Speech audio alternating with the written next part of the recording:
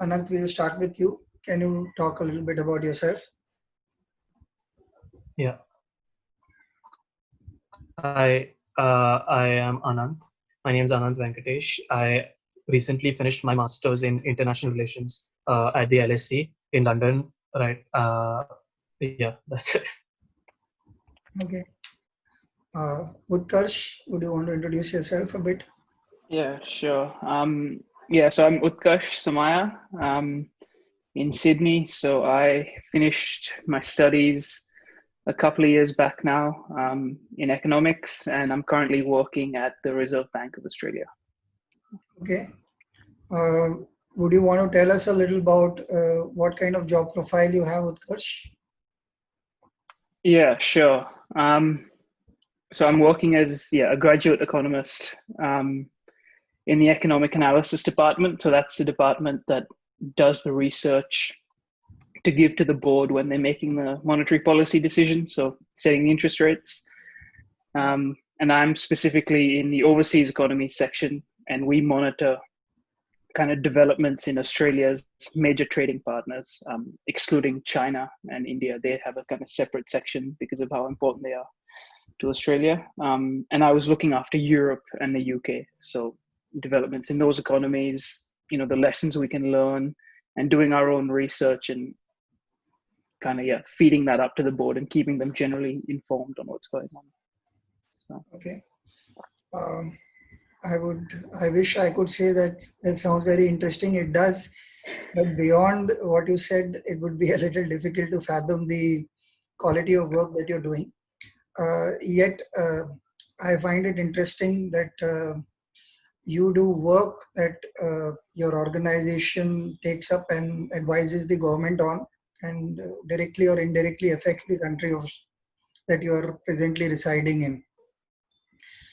So that sounds like an important role. Uh, my question to you is directly connected to the topic of the day. Um, I've been contemplating how much is ambition important in being successful in any endeavor. So we'll start with where you are.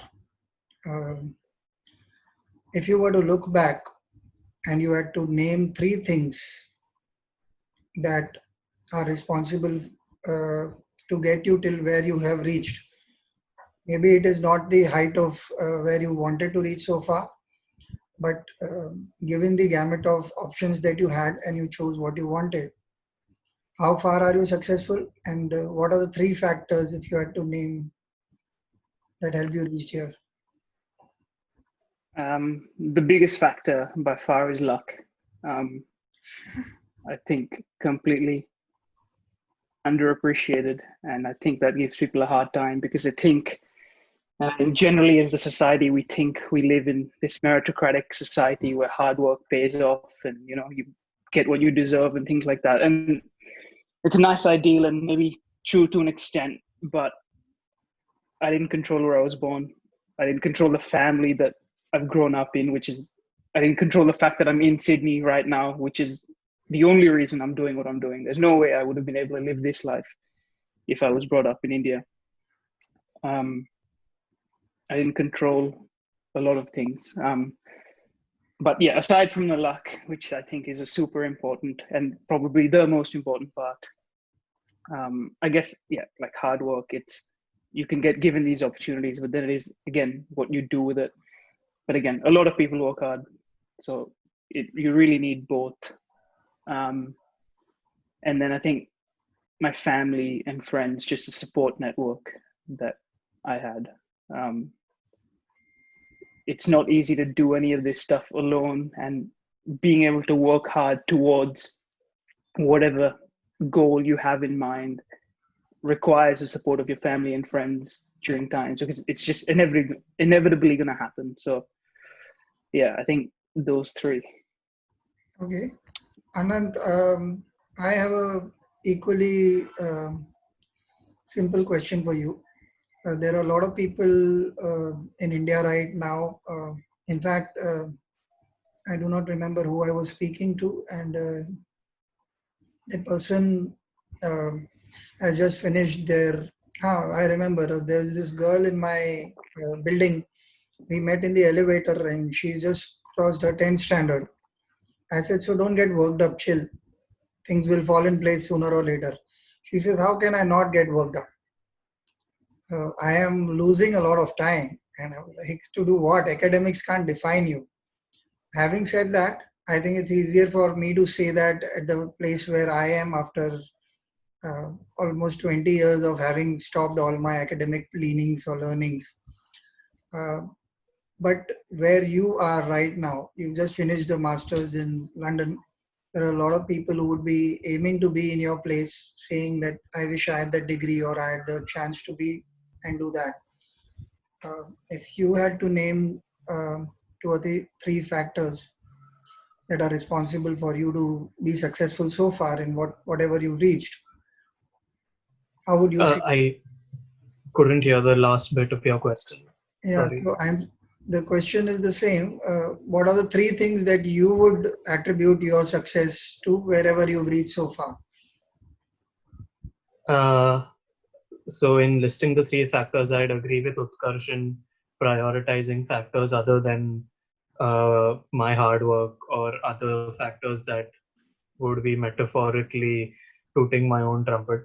Because as you said, if people look at me and say, I'd also like an LSE degree, the first thing that comes to mind is I only got an LSE degree majorly because my parents allowed me what to do. We had that privilege, and my parents agreed to fund my education abroad. It's not as if I worked and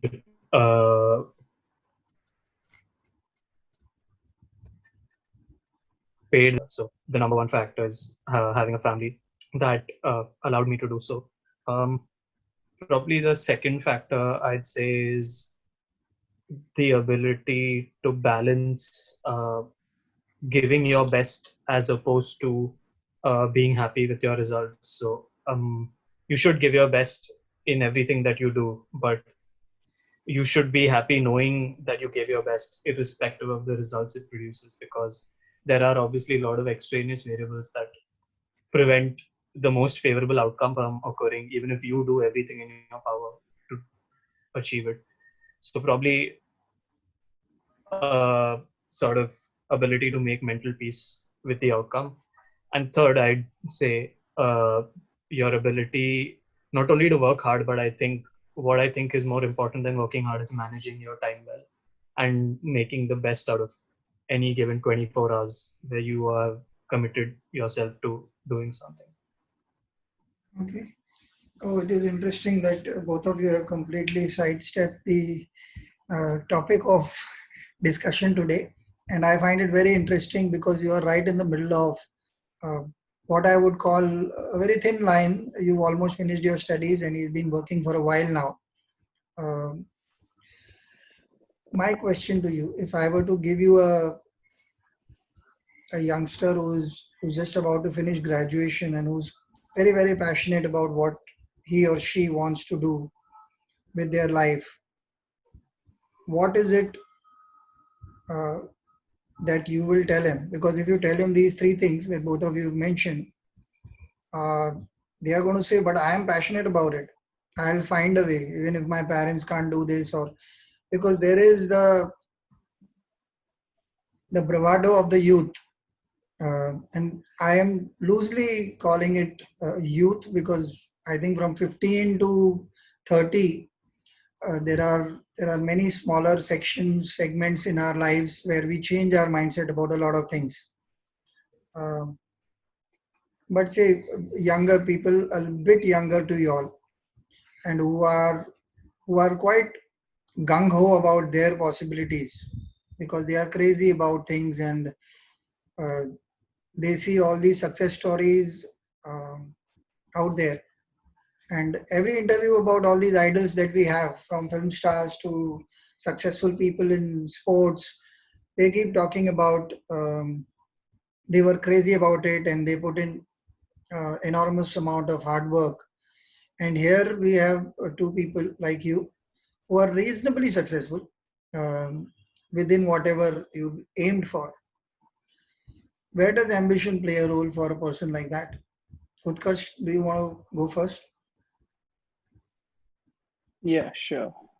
So I think the issue, firstly, just when looking at people who have actually been successful in doing this, and then when they cite their hard work and XYZ, all these reasons, you're subject to big survivorship bias there because you're only seeing the people that did all of those things that got listed and then succeeded. And you're not seeing the millions of people that did exactly the same thing and didn't succeed. And I think that leads to this idea of doesn't matter how hard it is and how much the odds are against me. If you work hard and you'll find a way. And again, I just don't know if that's actually the case. Notwithstanding that, if somebody was still extremely passionate and committed to doing this thing, I think I'd ask why. Like, so if it's becoming a film star, if it's becoming the CEO, starting a startup or whatever it is, you gotta, I don't want to get too big about it here, but you got to ask the question of why you're trying to do this. Is it because you want to help people? Is it because you're trying to find fulfillment in your own life? Is it for the ego? Is it like this ambition? Is it a legacy you're trying to? I think you got to question the motivations behind why you're doing something, and then I think upon reflecting on that, you might realize that, you know what, maybe I'm actually just doing this to find some sort of meaning in life, and maybe spending 16 nowadays working with people I don't really like just to start some business so I can get my face on some 30 under 30 list on Forbes isn't probably the right way to go about finding that fulfillment. So I think, yeah, that questioning of why you're doing something is really important. Okay. Anand, And I have a trick question on that. I think when I was 16, I would certainly not listen to Utkarsh. I would find it too reasonable an answer. And one would want to be a little brash, a little crazy about one's passion, because obviously there is a mindset that helps you during that age. You're just coming out of your teens almost. You're finding a face that is your own. There are enough number of people telling you you're not good at it because somebody wants to be make you like your parents. Somebody else is talking about what the other peers are doing during that time, or certain plans that uh, your younger self would have, or certain pragmatism. Okay, you wanted to do something but you find your results are not matching up, but you are crazy about it. um, Now, does the craziness not hold any good at all? Does it all boil down to logic? And I will come to the luck part. I have an interesting question that as well. uh, Anant. Yeah. Yeah, it's a really interesting question, which reminds me of a quote that is, I don't know, someone deeply profound must have said it earlier, but now it's been appropriated by social influencers on Instagram, which says, those who change the world are the ones who are crazy enough to believe that they can change the world or something like that. Yeah. So I think initially, yes, in when you're young, there is often this ambition and this fire within you that overwhelms any semblance of practicality, and you often tend to shun that. But what I think is essential is you do reconcile yourself with the practicality, but I don't see the two as being opposed. I don't see as you reconciling yourself to practicality affecting your ambition. It may delay the achievement of the goals because you might learn to stagger your achievements or stagger your efforts towards an ultimate goal that shouldn't be any different from what you envisioned earlier. But yeah, the change is not going to come as fast as you want it to. As a student of history, I can say that no revolution, no change happens overnight. It takes a lot of time, but ultimately it does happen, and I think that is the point. Okay. Okay, I'll now combine two questions since I want to go a bit on the luck part that Utkarsh spoke about. Utkarsh, my issue with what you said as a person also is that it puts too much onto the random part of chance. Effectively, but with my limited wisdom of how I view life, I find every individual life um, has the uniqueness to chart its own journey reasonably well. Uh, when I use the word reasonably well, I weigh it with the factor that you mentioned. But beyond a point, if I were to just put it to luck, then I think even if your parents or grandparents, whoever shifted to Australia first, may have just reconciled themselves to where they were. So, where the opportunity arises, as far as I'm concerned, is when you knock hard enough on that door, irrespective of where you stand.